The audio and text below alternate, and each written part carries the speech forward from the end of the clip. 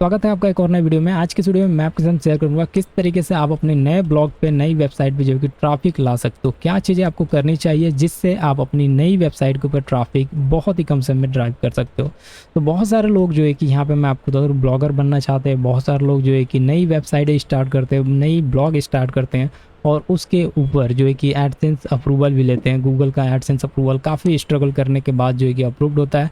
उसके बाद अगर हम बात करें तो मेन हमारा पर्पज़ होता है कि ट्रैफिक लाना और उससे अर्निंग करना। तो यहाँ पे ज़्यादातर लोग जो है कि यहाँ पे फेल्ड हो जाते हैं। क्यों? क्योंकि यहाँ पे ट्रैफिक लाना एक जो है कि यहाँ पे उन्हें लगता है कि ईज़िली है, बहुत ईज़िली जो है कि ट्रैफिक ला सकते हैं। उसके ऊपर जल्दी हम कुछ ऐसा कर लेंगे, शेयर करके ट्रैफिक ला सकते हैं। लेकिन बाद में उन्हें पता चलता है कि ये बहुत ही ज़्यादा डिफ़िकल्ट है, क्योंकि यहाँ पे ये ट्रैफिक लाना कोई मैजिक नहीं है कि हमने नया ब्लॉग बनाया, उसको शेयर कर दिया तो उसके ऊपर ट्रैफिक आ गया। उसको ट्रैफिक लाने के लिए कुछ हमें जो है कि क्राइटेरिया है, कुछ ट्रिक्स हैं जिसको हमें स्टेप बाय स्टेप फॉलो करने पड़ते हैं और लगातार काम करने पड़ते हैं। तो कुछ ऐसे ही ट्रिक्स जो कि मैं आपके साथ में शेयर करूँगा, 10 ऐसे पॉइंट आपके साथ में शेयर करूँगा जो कि बहुत हद तक आपकी हेल्प करेंगी वेबसाइट को ऊपर ट्रैफिक लाने के लिए और बहुत ही कम समय में एक नए ब्लॉगर के लिए।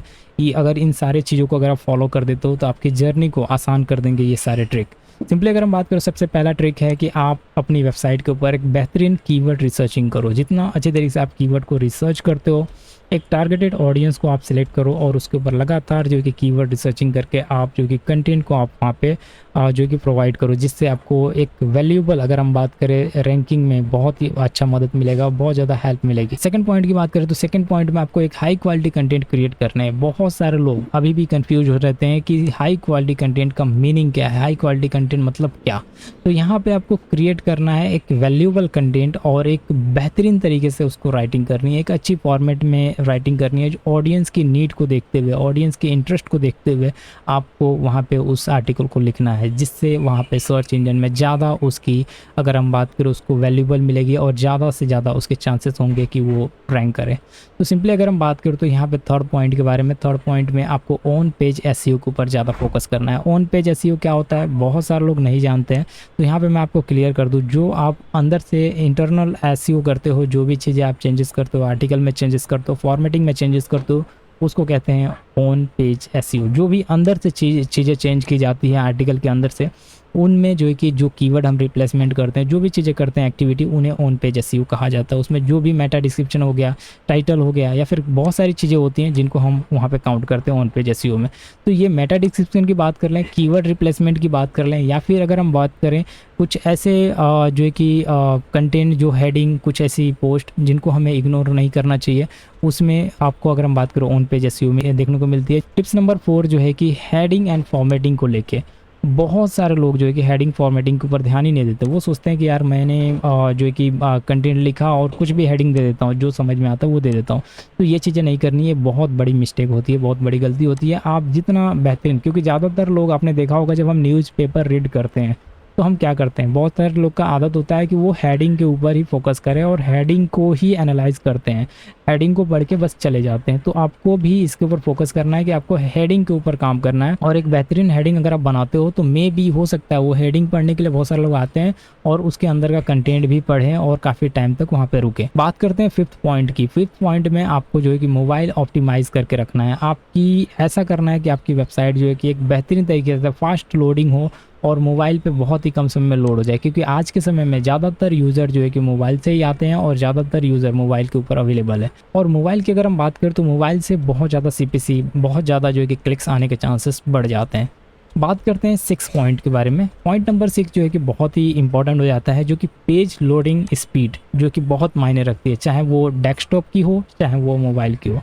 उसमें आपको फोकस करना है कि आपकी वेबसाइट जितनी फास्ट तरीके से लोड होगी, जितना कम समय में लोड होगी, उतना ज़्यादा आपको वहाँ पे रिस्पांस देखने को मिलेगा, उतना ज़्यादा आपको रिजल्ट मिलेगा रैंकिंग को लेके। अगर आप बेहतरीन तरीके से कीवर्ड टारगेटिंग करके एसईओ करते हो तो उसमें आपको बहुत ज़्यादा हेल्प होगी, क्योंकि आपकी मोबाइल की अगर हम बात करें, मोबाइल पर भी स्पीड और जो डेस्कटॉप पे भी अगर हम बात करें जो स्पीड आ रही है वो अच्छी आ रही है, तो यहाँ पे रैंकिंग में आपको बहुत मदद मिलती है। गूगल उसको टॉप पे रखता है हमेशा के लिए।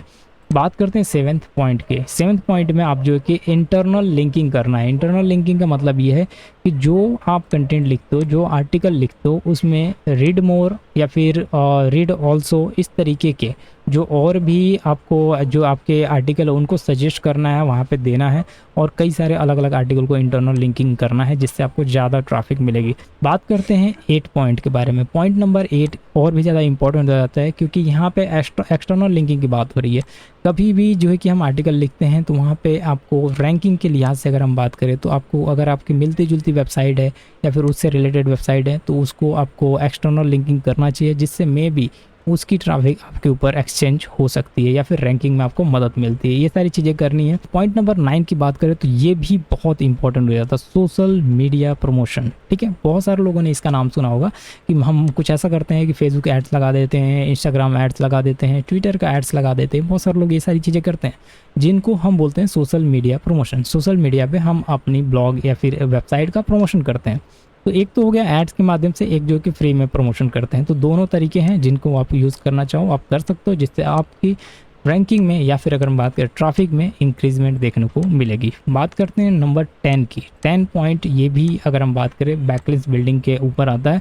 इसमें आपको ये ध्यान रखना होता है कि जब भी आप अपने कंटेंट को लिखते हो, फॉर्मेटिंग सही तरीके से लिखते हो, एसईओ करते हो, टारगेट करते हो कीवर्ड्स को, हर एक चीज़ आपने जो कि फोकस किया है, पेज लोडिंग को फोकस किया है, इंटरनल लिंकिंग को फोकस किया है, एक्सटर्नल लिंकिंग आपने कर दिया है, तो बहुत ज़रूरी होता है कि आप और भी तेज़ी से अगर आप रैंक करना चाहते हो बहुत कम समय में, तो उसी आर्टिकल को आपको जो है कि यहाँ पे बैकलिंक्स बिल्डिंग करनी चाहिए।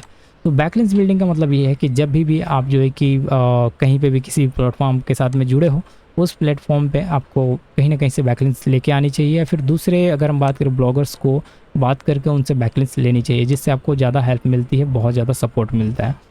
तो इससे आपकी वेबसाइट बहुत कम समय में रैंक कर जाती है। अब सवाल ये आती है कि बहुत सारे लोग ये पूछते हैं कि यार ये प्रोसेस करने में कितना टाइम लग जाता है एक आर्टिकल के साथ में। तो ये एक आर्टिकल के साथ में अगर ये प्रोसेस को पूरा करते हो, फॉलो करते हो, तो आपको 2 से 3 घंटे आपको लग सकते हैं विथ कीवर्ड रिसर्चिंग के साथ में और सारी चीज़ें राइटिंग के साथ में, सब कुछ करने के साथ में। अगर हम बात करें प्रमोशन की बात कर ले, एक्सटर्नल लिंकिंग की बात कर ले, इंटरनल लिंकिंग की बात कर ले, सोशल मीडिया पे शेयर करने की बात करें, सारी चीज़ों को लेके जो है कि 2 से 3 घंटे आपको लग सकते हैं, जब जाके आपको एक बेहतरीन रिजल्ट आपको देखने को मिलता है। लेकिन ये चीज़ें बहुत कम लोग करना चाहते हैं, वो लोग नहीं जानते, शॉर्टकट लेते हैं, कॉपी पेस्ट करते हैं, इसके लिए वो आज तक अर्निंग नहीं कर पा रहे हैं। तो आई होप जो कि वीडियो आपको पसंद आएगी।